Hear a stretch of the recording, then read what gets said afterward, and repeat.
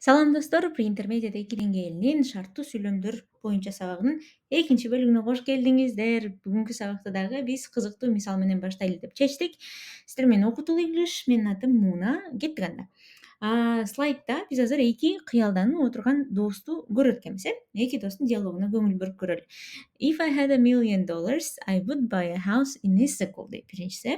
Эгер $1 million болгондо көлдөн үй алмакмын дейт. Экинчиси болсо If I had a house in Istanbul, I would rent it and make money дейт. Эгер менин көлдө үйүм болсо, ижарага берип иштетмекмин дейт. Экөө тең бул элек нерсени, жок акчаны баягы элестетип коротуп атат. Мынтип кыялданып, элестетип айтканга англис тилинде бизге экинчи шарттуу сүйлөмдүн грамматикасы жардам берет экен. Эске салсак, англис тилинде жалпы ушинтип эгер мындай болсо мындай кылмакмын, эгер мындай болсо андай болот деп шарт менен сүйлөмдөрдү түзүш үчүн conditional деген тема жардам берет дегенбиз. Алардын 4 түрү бар: zero conditional нөлүнчү, first conditional биринчи, second conditional экинчи жана third conditional үчүнчү. Булардын арасынан биз first conditionalды мурдагы сабакта өткөнбүз. Азыр болсо сиздер менен second conditional экинчи шарттуу сүйлөмдү өтөбүз. Биринчи жана экинчи шарттуу сүйлөм англис тилинде эң көп колдонулган, эң таанымал шарттуу сүйлөмдөрдүн түрү болуп эсептелинет. Ошондуктан алгач ушуларга маани берүүнү чечтик. Кеттик анда эмесе, second conditional экинчи шарттуу сүйлөм бизге кайсы учурда керек экен карап алалы. Экинчи шарттуу сүйлөм менен сабактын башындагыдай эле чындыкка жатпаган же жөн эле ойдон чыгарылган, элестетилген, кыялданган шарттар айтылат экен. Мисалы, эгер мен уч алсам, анда мындай кылмакмын. Эгер лотереядан акча утсам, анда бул жака коротмокмун. Эгер космонавт болсом, анда дүйнө жүзүнө таанылуу болмокмун деген сыяктуу элестетилип айтылган шарттарды айтканда керек экен. Биринчи шарттуу сүйлөм менен айырмасы кандай деп атсаңыздар, бир эстеп алалы.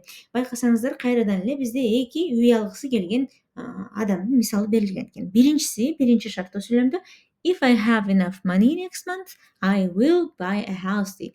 Эгер кийинки айда акчам жетсе, үй алам дейт. 100% боло турган жыйынтыкты айтып атат. Анткени азыркы учурда акчасын чогултуп даярдап коюптур. Демек кийинки айда, келечекте үй алганга даяр экен.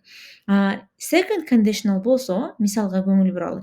If I had enough money, I would buy a house дейт. Эгер жетиштүү акчам болгондо, үй алмакмын дейт. Second conditional менен айтылган шартта баягы үй ала турган кишинин акчасы али жок, бирок акчасы бар экендигин элестетип, үй алганын дагы элестетип атат, кыялданып атат. Демек, first conditionalда биз чындыгы менен боло турган жыйынтыкты айта турган болсок, экинчи шарттуу сүйлөмдө али боло элек элестетилген, кыялданган нерселерди айтат экенбиз. Азаматсыздар, кеттик анда экинчи шарттуу сүйлөмдү түзгөндү үйрөнөлү. Мисалы, эгер мен сенин ордуңда болсом деп туруп чындыкка жатпаган шартты айтат экенбиз да, анан эмне кылмакпыз? Божомолдонгон, элестетилген жыйынтыкты айтат экенбиз. Медициналык университетке тапшырмакмын дейт. Эгер мен сенин ордуңда болсом, сен болсом, медициналык университетке тапшырмакмын деп баягы кеңеш берип, анын ордуна элестетип көрүп атабыз өзүбүздү. Демек, шарт бөлүгүн биз if I were you, эгер мен сенин ордуңда болсом, сен болсом дейт. Then I would apply for medical university. Анда медициналык университетке тапшырмакмын деп элестетип айтат экенбиз. Азыр ошол шарт бөлүгүн жана жыйынтык бөлүгүн жакшылап эстеп калыңыздар. Себеп дегенде шарттуу сүйлөмдөрдө эки бөлүгү, шарт менен жыйынтык, эки башка чак менен түзүлөт. Ошол кайсы чактар экенин карап алалы. If бөлүгү, шарт бөлүгү past simple менен түзүлөт экен экинчи шарттуу сүйлөмдүн. Ал эми then бөлүгү, жыйынтык бөлүгү would жардамчы этиши менен негизги этишке кошулуп түзүлөт экен. Мисалы, эгер унаабыз болгондо, анда саякаттамакпыз дейт. If we had a car, бердеги этиш өткөн чакта коюлду, past simple have этиши had болуп коюлду. Анан then we would travel. Would travel, саякаттамакпыз деген. Саякат деген travel деген сөздүн астына would кошулду. Кыргыз тилиндеги макпыз, макмын, максың деп, кылмаксың, жасамаксың, унутмаксың деген сыяктуу. Байкасаңыздар, биринчи бөлүгү past simple менен түзүлдү, экинчи бөлүгүндө этиштин астына would жардамчы этиши коюлду, баягы кылмакмын деп элестетилип айтканга жардам бериш үчүн. Анан would кээде ата точко кошулуп кыскартта кетет экен. Ошол мисалды да карап алалы. Апостроф менен кошулуп туруп, ды болуп кыскарылып кетет экен. If I had another chance, I'd tell her how I feel. башка мүмкүнчүлүгүм болгондо ага сезимдеримди айтмакмын дейт. I would tell her how I feel деп да жазсак болот. Мындай күнүмдүк баарлашууда кыскартып туруп I'd tell her how I feel деп да койсок болот экен. Анан мурдагыдай эле биринчи шарттуу сүйлөмдөгүдөй thenди кээде чүрүп койсо болот. Мисалы анда деген сөздү. Эгер унаабыз болгондо саякаттамакпыз деп деле койсок болот. Мааниси өзгөрбөйт. Демек англис тилинде деле thenди түшүрүп if we had a car, we would travel. If I had another chance, I'd tell her how I feel деп then жок эле сүйлөм түзсө дагы болот экен. Азаматсыздар, келиңиздер эми бирге мисалдарды карап түзүлүштү практикалайлы. If it wasn't about money, Сауле would quit the job. Эгер акча маселеси болбосо, Сауле жумуштан чыгып кетмек дейт. If it wasn't деп өткөн чакта past simple менен айттык. About money, Сауле would quit the job. Quit деген жумуштан чыгуу деген түшүндүрөт. Чыгып кетмек деп баягы божомолдоп айтыш үчүн элестетип, would жардамчы эчи этичнасына коюлду. Кийинки мисал, if they worked together, they'd finish faster дейт. If they work деген этиш өткөн чакта id мүчөсү уланып жазылды.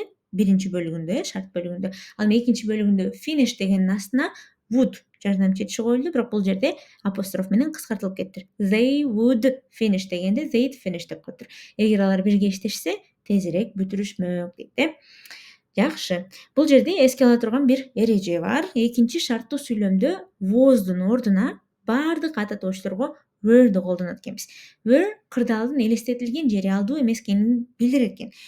Мисалы I was, анан he was, she was деп айтабыз го өткөн чакта. Бирок анын ордуна экинчи шарттуу сүйлөмдү элестеткенде дайыма were'ди коюшубуз керек экен. Was күнүмдүк жашоодо колдонулганы менен грамматикалык жактан туура эмес деп эсептелинет. Ошондуктан экинчи шарттуу сүйлөмдө элестетилген шарттарды айтып атканда were'ди колдонууну унутпаңыздар. Бардык ата добуштарга were кое бересиздер. Мисалы, if she was my teacher, I would feel honored. Ал менин мугалимим болгондо сыймыктанмакмын деген мисал экен. Бирок бул жерде if she was my teacher деп элестетип аткандыктан was'дун ордуна were'ди коюшубуз керек экен. Ошондо сүйлөм грамматикалык жактан дагы да туурарак болот. If she were my teacher, I would feel honored деп элестетилгендиктен was'дун ордуна were'ди койдук.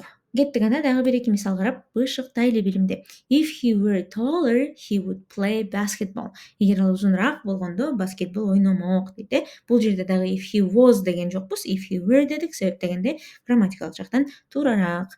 Анан экинчи бөлүгү этичнасына would коюлуп жазылды. If we had a car, we'd go to his school. Эгер бизде унаа болгондо скулга бармакпыз дейт. Бул жерде дагы if we had past simple менен айтылды. Анан экинчи бөлүгүндө would go деп would кыскартылып коюлду. Азаматсыздар, келиңиздер дагы эки мисалды окуп көрөлү. If Белек knew her number, he would call her. Эгер Белек анын номерин билсе, ага чалмак дейт. Ал ага чалмак дейт. Бул жерде дагы knew past simple да, ал эми would call деген жерде would этичнасына коюлду. If we didn't have school tomorrow, we would go to the concert. Эгер эртең окуу болбосо, концертке барат элек дейт. If we didn't have past simple менен түзүлдү. Ал эми экинчи бөлүгүндөгү этичнасына would коюлду. Барат элек, бармакпыз деп элестеткенге.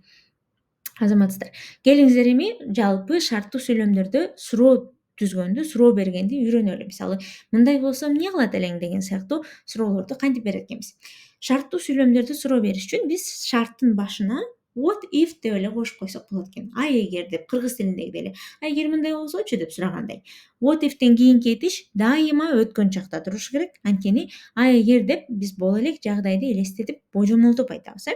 Демек, мисалы, what if we lived in another country? Биз башка өлкөдө жашасак эмне болмок деп. Мисалы, what if деп башына шарттын башына койдук. Анан we lived in another country өткөн чакта башка өлкөдө жашасак эмне болмок деп сурадык. Же экинчи суроо, what if I stopped taking pills for a while? Бир аз дарыларды ичпей койсом эмне болмок деп. What if деп коюлду, андан кийин ата точ, андан кийин этиш өткөн чакта коюлду. What if I stopped taking pills for a while деп. Азаматсыздар, ушинтип экинчи шарттуу сүйлөмдө дагы ар кандай кыялданып айтканды дагы үйрөндүк. Эми алдыда сабакты бышыктоого көнүгүүлөр бар. Сөзсүз ошол жака барып, алган билимди бышыктаңыздар. Көнүгүүлөр менен алынган маалымат жакшы эстеп калынат, эстелип калат. Бул арада биздин соц тармактарыбыз бар экендигин дагы бир жолу эскертебиз. Instagram, YouTube, Telegramдан окутул деп издесеңиздер чыгабыз жана Play Store, App Store'дон биздин колдонмобузду жүктөп, ичинен тест тапшырып, толук кандуу деңгээлдерди өтсөңүздөр болот. Кийинки сабактарда жолугушканча саламатта калыңыздар.